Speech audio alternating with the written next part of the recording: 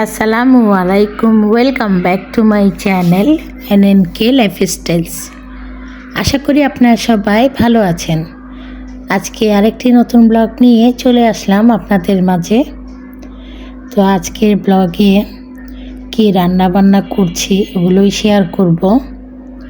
এখানে আগে কাটা বাছাগুলো করে নিলাম, আর পালং শাক কেটে ধুয়ে রাখলাম। পালং শাকটা সিম আলু দিয়ে ভাজি করব।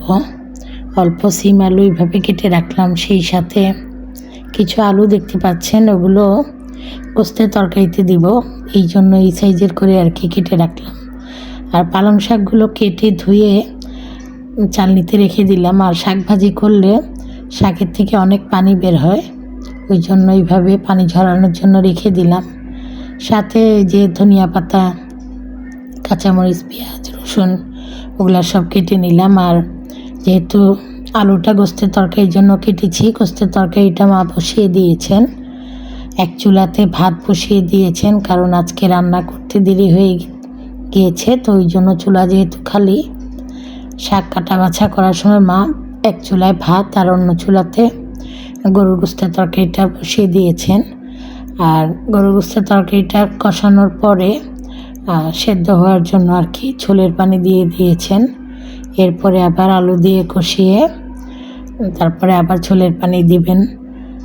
তো এখানে গোস্ত হাড় মিক্স করা রয়েছে। আর আলু দিয়ে ঝোল করলে, এরকম টাইপের গোস্ত হাড় দিয়ে আলু দিয়ে ঝোল করলে খেতে কিন্তু ভীষণ ভালো লাগে। আর এখন তো নতুন আলুও কিন্তু খেতে ভীষণই ভালো লাগে। প্রথম যখন এটা রান্না করা হয় তখন তো একদম সফট হয়ে যায়, কিন্তু রাতে যখন এই তরকারিটা খাই তখন কিন্তু আলুগুলো শক্ত হয়ে থাকে। তারপরেও আমার কাছে ভালোই লাগে। পুরাতন আলু তো এখন খেতে মজাও লাগে না, আবার বাজারে পাওয়াও যায় না। আর এখন কিন্তু আলহামদুলিল্লাহ আলুর দাম অনেক কমেছে। 3 কেজি আলু 100 টাকাতে পাওয়া যায়। আর শাকসবজিও মোটামুটি তুলনামূলকভাবে দাম অনেক কমেছে। তো এই জন্য আরও ভালো লাগছে এখন, যেহেতু সবজির দাম কম, আলুর দাম কম, পেঁয়াজের দামও মোটামুটি কম। তো সবাই ভালো মতো আর কি সচ্ছলভাবে খেয়ে বাঁচতে পারবে। আসলে রিজিকের মালিক হলেন মহান রব্বুল আলামিন। উনি আমাদের রিজিকে যাই লিখে রাখবেন ওগুলোই আমাদের খেতে হবে। তো অল্প অল্প শেয়ার করলাম। এখানে আলু দিয়ে গোস্তের তরকারি হয়ে গিয়েছে, ভাতও হয়ে গিয়েছে। সব শেষে দেখেন এখানে কিন্তু একেবারে পেঁয়াজ, তারপরে রসুন এগুলো বাগার দিয়ে শাকটা আর কি বসিয়ে দিয়েছিলাম। আলু সিম দিয়েছি। আর কী পরিমাণে যে শাকের থেকে পানি বের হয়েছে, এই পানি শুকাতেই কিন্তু প্রায় আধা ঘন্টা থেকে বেশি সময় লেগে যাবে। তারপরে আর কি শাক ভাজিটা হবে। তো এই জন্য পালং শাক ভাজি থেকে আমার কাছে মনে হয় চিংড়ি মাছ কিংবা ছোটো মাছ দিয়ে একটু ঝোল ঝোল করে রান্না করলে খেতে ভালো লাগে, আর ওইভাবে পানি শুকানোর আর ঝামেলাটা থাকে না। তো আমি কিন্তু বাসাতে কষ্ট করে হলো হাঁটা চলাগুলো করছি, কিন্তু বাইরে যেতে পারছি না পায়ে ব্যথার কারণে। তো এটা ছিল তার পরের দিন সকালবেলা একটু ঘুম থেকে লেট করে উঠলাম। আজকে কিন্তু একটু তেল দিয়ে রুটিগুলো ছেঁকলাম। গোস্তের তরকারি রয়েছে তো ভাবলাম একটু ঝোল দিয়ে রুটি খাবো। রুটি না, মানে একটু আর কি পরোটা টাইপের তেল দিয়ে ছেঁকলাম। রুটির মতো বেলেছি গোল করে, কিন্তু তেল দিয়ে আর কি একটু হালকা তেল দিয়ে ভেজে উঠালাম।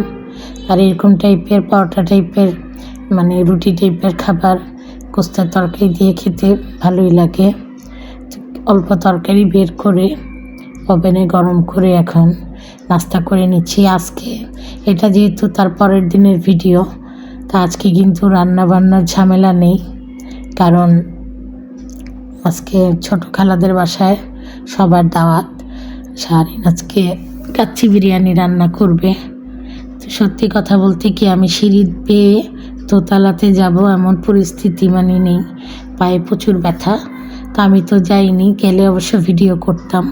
তো দুপুরবেলা আমার জন্য শাহরিন খাবার পাঠিয়ে দিয়েছে। দেখেন এখানে জর্দা, তারপরে মুরগির রোস্ট, ডিম, আর এটা ছিল গরুর গোস্তের আর কি কাচ্চি বিরিয়ানি, সাথে সালাদ। আর কাচ্চি বিরিয়ানিতে আলু হবে না, এটা তো হয় না। তো এখানে গরম গরম আর কি যখন হয়ে গিয়েছে তখন আমাকে দিয়ে গেল। আর সবাই কিন্তু দোতলাতে খালার বাসায় সবাই ওখানে খাওয়া দাওয়া করবে। তো আসলে আমি যদি সুস্থ থাকতাম, ওইভাবে ব্যথা না থাকতো, দৌড়াদৌড়ি করতে পারতাম, তাহলে কিন্তু অবশ্যই সকাল থেকে গিয়ে ভিডিওগুলো করতাম কিভাবে রান্না করেছে। এর আগেও অবশ্য আমি কাচ্চি বিরিয়ানির একটা ভিডিও আছে আমার, সারিন রান্না করেছিল, তখনও করেছিলাম। তো এইবার আর কি দুর্ভাগ্য করতে পারলাম না। আর এটা ছিল সন্ধ্যার পরে, এটাও কিন্তু আমার জন্য পাঠিয়ে দিয়েছে। সন্ধ্যাতেও সবাই খালার বাসায় নাস্তা করেছেন। এটা ছিল ফিশ কাটলেট, আর সাথে ছিল পায়েস আর চা। এগুলো ছিল সন্ধ্যার নাস্তা। তো এগুলোও পাঠিয়ে দিল। তো খাওয়া দাওয়া করলাম। তো মেজো ভাইয়ের বউর বাচ্চা ওরাও এসেছিল। তো এদিকে আবার আজকে আর রাফি যাবে না, ওর মাকে বলছে যাব না, আজকে আমি দাদির বাসায় থাকবো। তো নাস্তা খেয়ে তারপর তো ভাইয়ের বউ চলে গেল, কিন্তু রাফি শোনা যায়নি। তো সে যখনই আমাদের বাসায় থাকবে ওকে এইভাবে টেলিভিশন চালু করে দিয়ে দিতে হয়, আর ওইভাবে গান গায়। তো আজকে দেখেন তো এই গায়কটাকে, কমেন্টস করে জানাবেন।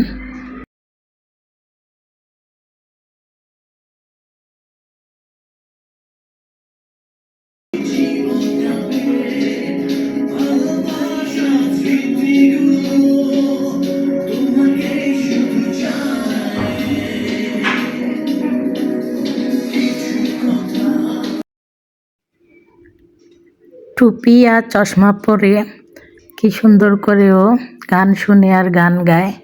তো একটু ভিডিও করলাম, ভাবলাম আপনাদের সাথে একটু শেয়ার করি। তো সবাই আমার রাফি বাবার জন্য দোয়া করবেন। আর আজ তাহলে এই পর্যন্তই, দেখা হবে ইনশাল্লাহ পরের কোনো ভিডিওতে। আপনারা সবাই ভালো থাকবেন। আল্লাহ হাফেজ।